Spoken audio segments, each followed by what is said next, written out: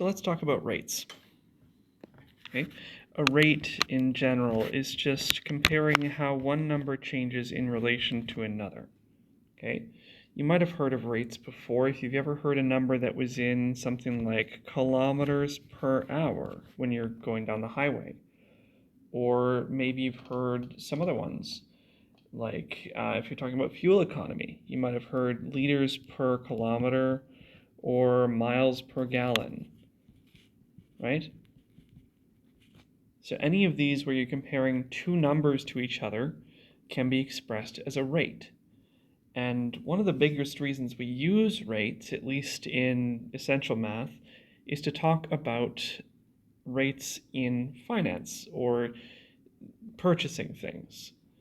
So, for example, if you were, say, purchasing, let's say, salami at a deli, right? So let's say that the salami itself costs, say, $1.59. So it's $1.59 per 100 grams, right? So if you buy 100 grams, it's $1.59. But what if you bought 350 grams? Now you could probably logic that out, but we could also use rates. So if we set up a rate as two comparable rates, two comparable fractions, then we can do a little bit of math to make this work every time. So here's how we do it. We can set up our first known fraction. Say $1.59 per 100 grams. This is just a statement saying that it is $1.59 for every 100 grams. That's a ratio. Okay? But we know that this ratio is going to be equal to the ratio of the salami purchased at 350 grams, right? Same salami should be the same price per gram, okay? But we don't know what the price is, and when we don't know something in math, we use a variable. I'm going to use x. You could really use any letter, but x is really common, okay? From here, there's a few ways to solve it. Okay, I'll show you a few of them. The first one I'll show you is probably the most direct way. It involves a little bit of algebra. So first thing we're going to do is we're going to just simplify the left-hand side. Okay, so by simplify I mean we're just going to calculate it. So it's a fraction, so it's $1.59 divided by 100. So 159 divided by 100 gives us 0.0159, and of course that's dollars per gram. Is that still equal to our x over 350? That hasn't changed. But now this is some algebra we got to get into here. We want to get rid of this 350, since our goal is to see what x is, see how much it costs to buy 350 grams. So to get rid of 350, we have to use a little bit of algebra. We have divided by 350 here. So to get rid of something in math, we do the equal but opposite. So instead of divide, we're going to use times. And we're just going to use the same number that we're trying to get rid of, 350 grams. Okay? Now we're allowed to do that because we are doing the same thing on the other side. Math is fair, so as long as we're doing the same thing on both sides, everything stays balanced. Now on the right-hand side, the 350s cancel out, since 350 divided by 350 is 1, and x over 1 is just x. But on this side, we can calculate. So we take our 0.0159 and times it by 350, and we end up with 556 or 557 if we round it. Okay? The grams disappear because we have grams divided by grams, and we're left just with the dollars. And on the right-hand side, we're left with just the x. And there is our price.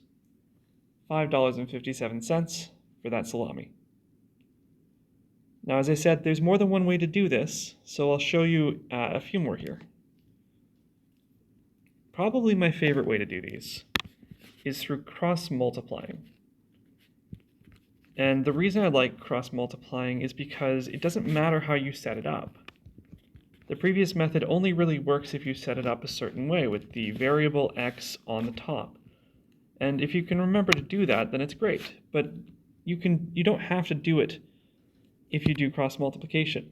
You do still have to make sure that the same units are on the same side, so grams on the bottom, dollars and dollars on top.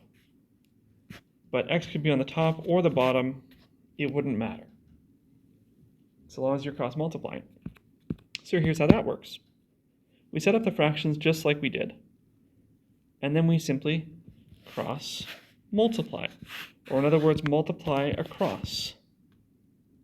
So we now have 100 times x, so 100 grams times x.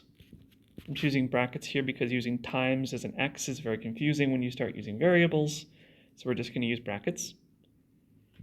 And then that is equal to $1.59 times 350 grams. Okay, so once again, we can simplify a little bit.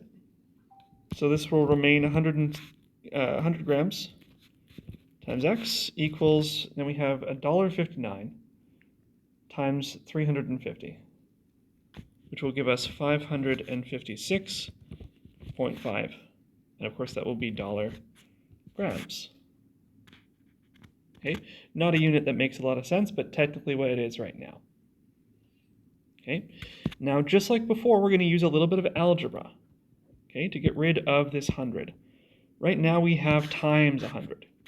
So to do the equal and opposite, we have to divide by 100. So we divide by 100 grams, making sure to do the same thing on both sides.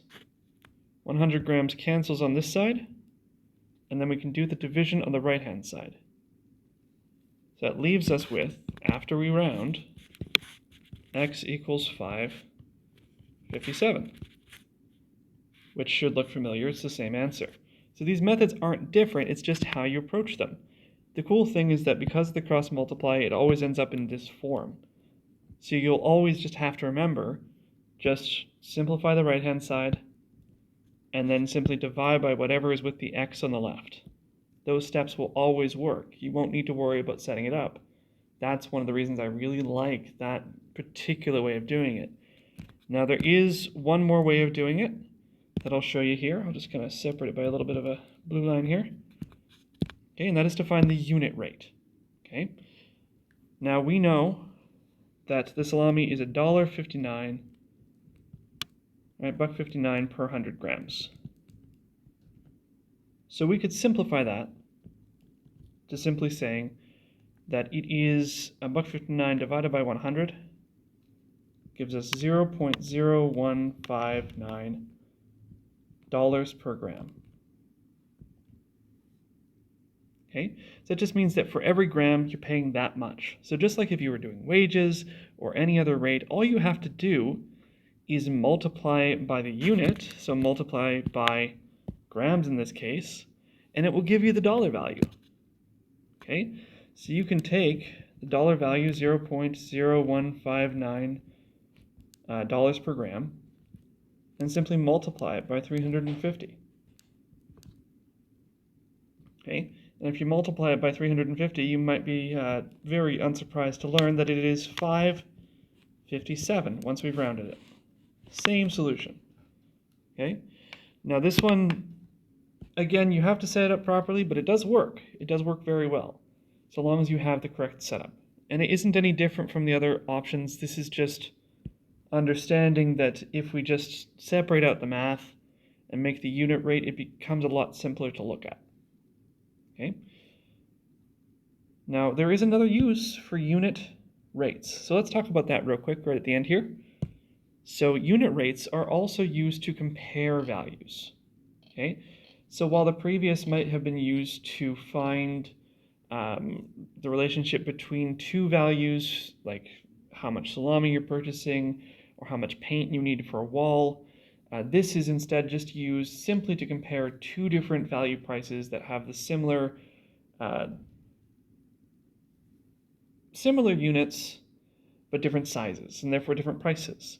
Like if you go to the store and you buy a can of pop versus a bottle of pop, they're a different size, they're a different price, and you can't just compare the dollar value because one has more in it, so the fact that it costs more might mean that it is worth less per unit, so we have to calculate it. So let's use this example here. Let's use the soda example. Okay, so just pulling numbers off the top of my head here. If you were to say, let's talk about a cola. Okay, some cola product that is nondescript. So let's say we had a 2 liter of cola. Right, cola.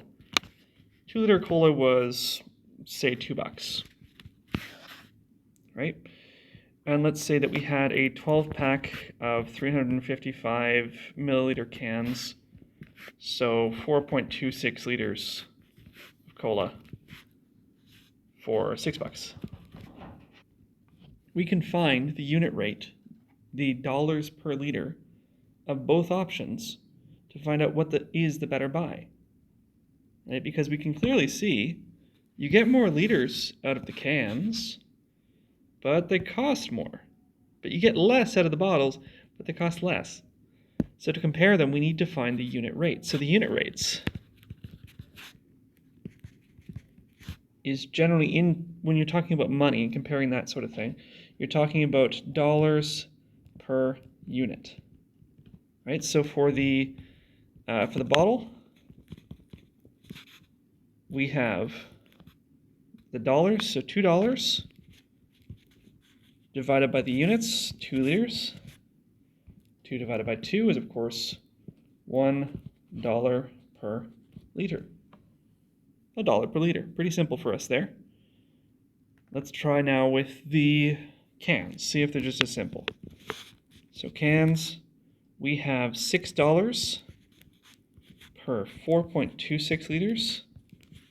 And I just got that by taking 12 cans times 355 milliliters, just assuming that was the size. Okay, so if you take 6 and divide it by 4.26, you get 1.40845, etc.